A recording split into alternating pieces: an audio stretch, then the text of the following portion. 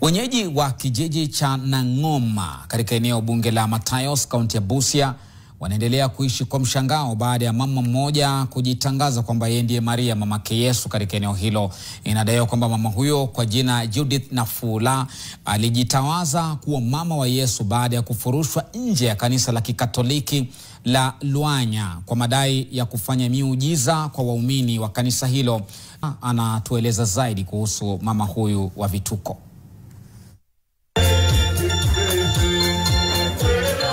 Mama huyu ambaye amekuwa muumini wa kanisa la Katoliki kwa miongo kadhaa anadaiwa kupokeza upako wa Roho Mtakatifu kutoka kwa Muumba wake. Na light ndiyo ilitoka juu na ikashuka chini na sauti ikatoka katikati.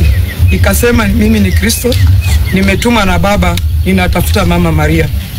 Nikamjibu, mimi sijui mama Maria. Akaniambia, ni wewe. Ni kiti ilikuwa imejificha na wakati umeadia waweze kujitambulisha.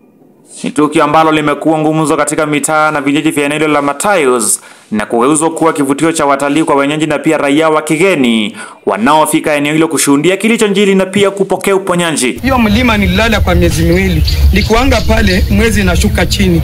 Inanionyesha kila kitu. Ikifika asubuhi ananiambia, enda ambia watu Yesu wa Nazareti anapita. Kutoka saa hiyo mimi nikastuka sana, wakamwambia yeye ni Maria. Na baada ya kumuongelesha tena wakarudi kwangu wakaniambia mimi ni Joseph. Sasa nyumbani watu wameanza kumjua na wote wamerudi, wameanza kujua kweli ile ilikuwa ni kipawa. Ni wengi wamepona. Wale wenye walikuwa wazai wakaanza kuzaa.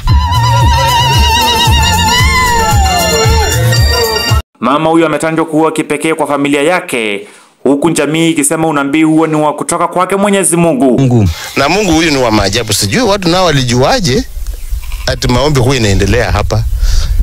Mimi nilikuwa nastukia tu watu wanakuja. Watu